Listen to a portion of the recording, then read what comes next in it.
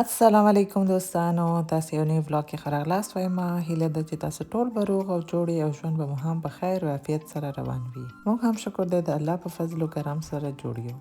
د یکشنبې په ورځ د مور ورځ وه، نو زموږ د کورنۍ نارینه او پلان نیولی و چې موږ ټول په چکر بوځي تر څو دا ورځ یو ځای سره تېره کړو او یو څه د روزمره روټین نه هم لرې شو. او د یو ډېر لایټ شي جوړولو هم راته ویل شوي وو تر څو موږ ډېر په عذاب نه شو.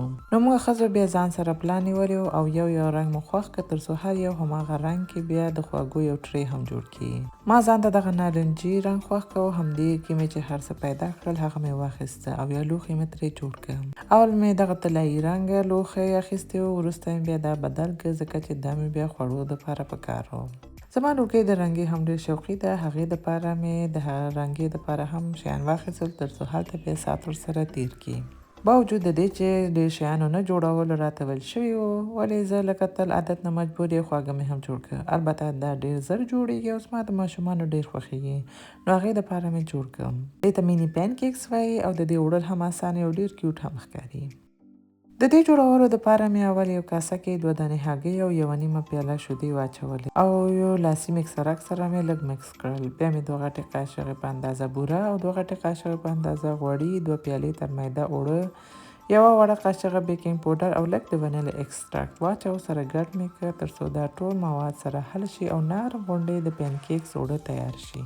ما غوښتل چې لږ ډېر تیار کړم ځکه چې کسان ډېر وو، نو ځکه مې هر څه نه پکې ډېر واچول. که تاسو هم جوړول غواړئ او د مواد درته ډېر ښکاري، کولی شئ دا ټول موادو نه نیم واچوئ او بیا یې جوړ کړئ.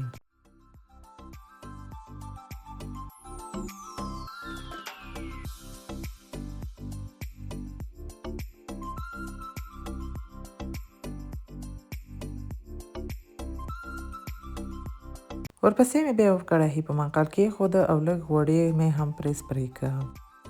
د پین کیکس مواد مې بیا په دې قوطي کې واچوه تر څو اچول یې بیا اسانه شي. بیا مې په دغه طریقه چې ګورئ په کړاهي کې واچوه او دواړو خواوو نه بیا سره کړل.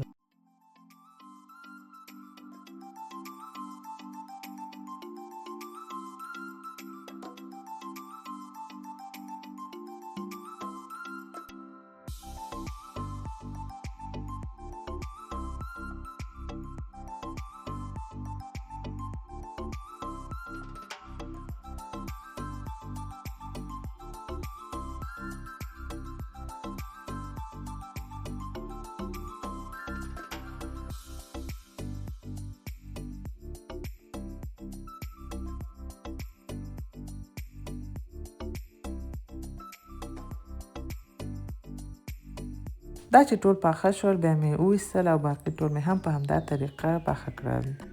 تر څو چې دا پین کیک سره کېدل، نو د دوی دپاره مې تازه میوه هم تیار میده کړل لکه توت زمیني او کیله.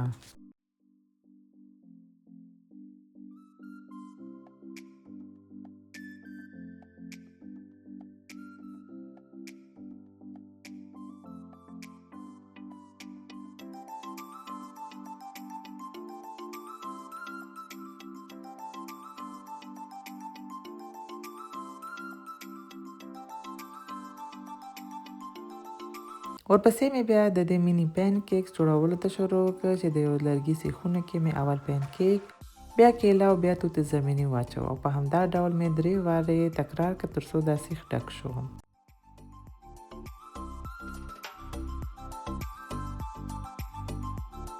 په آخر کې مې بیا د دوی سر دپاره د لوټوس کریم ویلې کړه او بیا مې په سر ورته واچو. میده بوره او میده شوی بسکټ مې هم واچو. بیا نو دا خواږه تیار شو، دا مې یو څنګ ته کېښودل. ورپسې مې نه غوښتل چې زه برګر جوړ کړم او ځان سره یوسم او د هغې کارونه مې هم شروع کړل. نو اول مې لږ چپس سره کړل ځکه چې وروسته بیا د غوړیو رنګ بدلیږي، نو چپس همیشه اول کې سره کوم. ورپسې بیا هماغه غوړیو کې د برګر کبابونه هم سره کړل چې دا ځل مې لږ خپل کار آسان کړ او دغه تیار د برګر کبابونه مې ترکي دکان نه واخیستل چې دا هم ډېر خوندور دی او ډېر ښایسته برګر ورسره جوړیږي. زه دا عموما ماشومان ته مکتب کې هم جوړوم. بعضې ورځې ماشومان ناوخته پورې مکتب کې وي، نو بیا ورته همدا برګر جوړوم سره د میوې او بعضې نور شیان.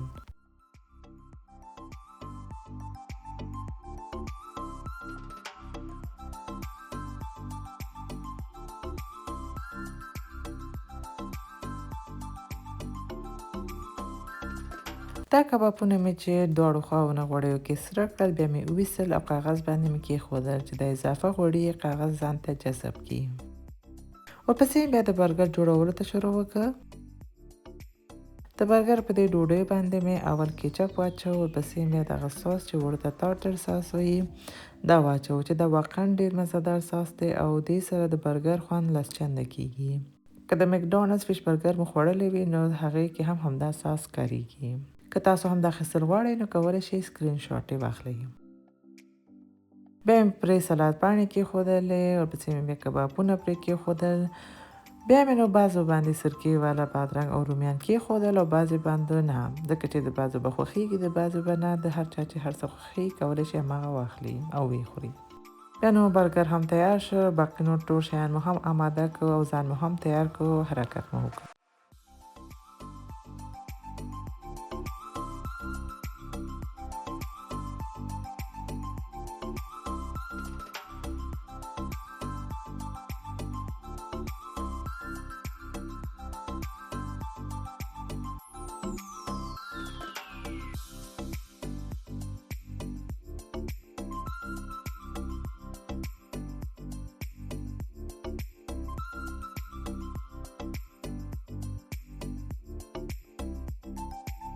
دا کوم ځای ته چې موږ تلو دا تقریبا 2.5 ساعته لرې او یو ډېر ښایسته او آرام ځای و چې یو طرف ته یې د اوبو ډنډ و، بل طرف ته یې ښایسته تک شین چمن و او د ماشومانو د لوبې ځای هم و.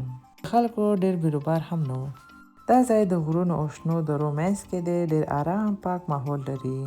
اوړي موسم کې خلک لامبو، کشتي چلول او پکنیک ته ځي. دا ځای عکسونه او چکر دپاره هم ډېر یو ښایسته ځای دی. نو موږ هم بیا ځان ته اوبو سره نږدې یو ښایسته ځای خوښ کړو او همالته کېناستو.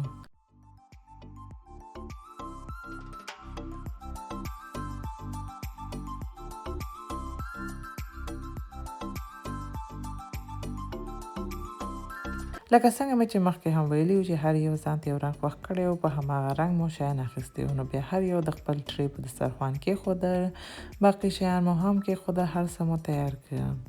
دا یو ډېر ښایسته منظم پکنیک و چې ځای مو هم ډېر په زړه پورې و. موږ هم ډېر اسان شیان جوړ کړي وو.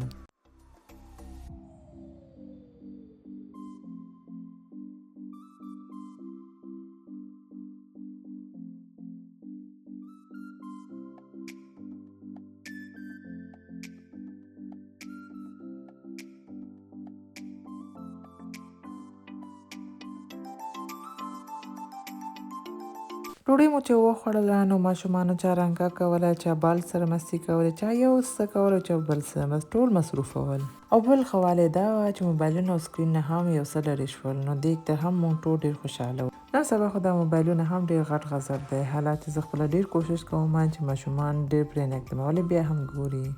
نو داسې کله ناکله ویستل یې ښه وي تر څو طبیعت نه هم خوند واخلي، سکرین نه هم لرې شي او نورو ماشومانو سره هم لوبې وکړي.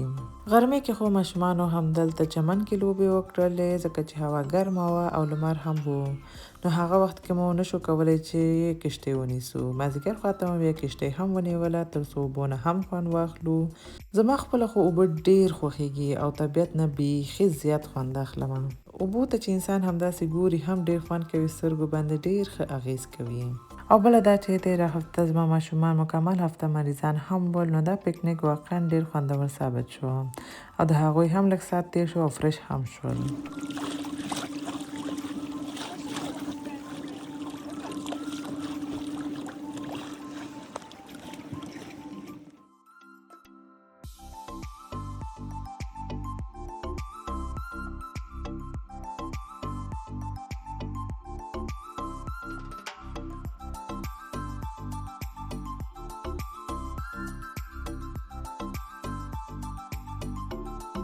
په دا ورځ باندې هوا ډېره ښایسته او خوندوره هم وه. نو تقریبا د شپې 8 بجو پورې همالته وو. بیا نو آهسته حرکت مو کړ، خپل کورونو خواته راغلو.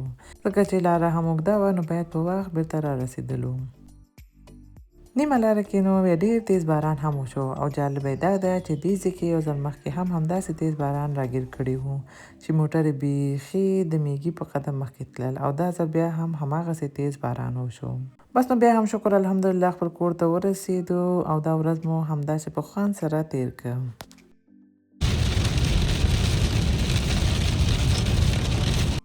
نو همدې سره دا ولاګ هم پای ته ورسېده. دوستانو هیله ده چې دا ولاګ مو خوښ شوی وي. که مو خوښ شوی نو لایک یې کړئ، خپل دوستانو سره شریک کړئ او که زما چینل مو تر اوسه سبسکرایب کړی نه وي نو سبسکرایب هم کړئ. تاسو ټولو ته ښه وخت غواړم. په ځان ډېر زیات خیال ساتئ. الله پامان.